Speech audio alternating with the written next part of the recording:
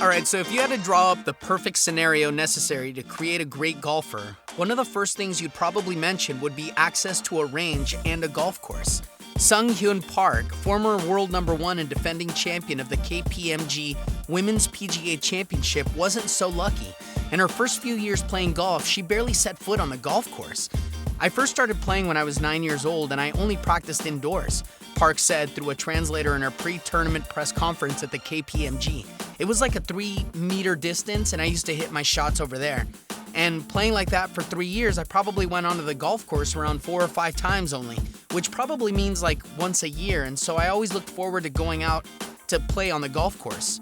If you're someone who loves golf but don't have access to a course, there's hope for you. Park is proof that you can get good, sometimes really, really good, even if you can't get on course as much as you'd like. We talked to Jason Gus, one of Golf Digest's best teachers in the state of Michigan, about how you can make a range-centric golf existence work.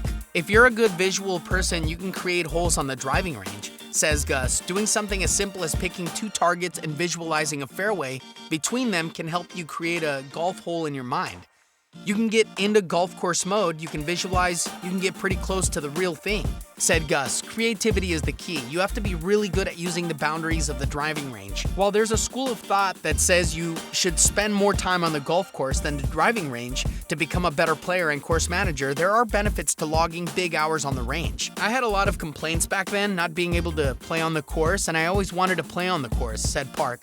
But looking back, I think that time on the range definitely helped me, sort of establish my swing and my shots.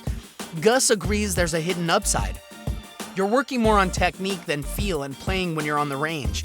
If you're working on it the right way, you're gonna have a technical advantage. Moreover, Gus points out that you can be more efficient with your practice when you're on the range compared to when you're on the course from a time perspective.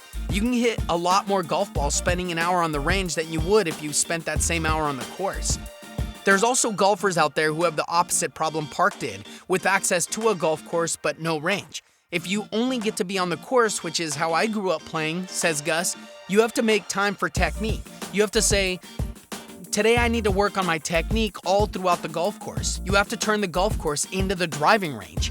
Go out and say, I don't care what we shoot today, we're gonna work on our swings on the course. Obviously, the ideal scenario would be to have access to both range and golf course. But if you're stuck in a lopsided situation, learn from Park and be willing to make whatever situation, no matter how imperfect, perfect for your development.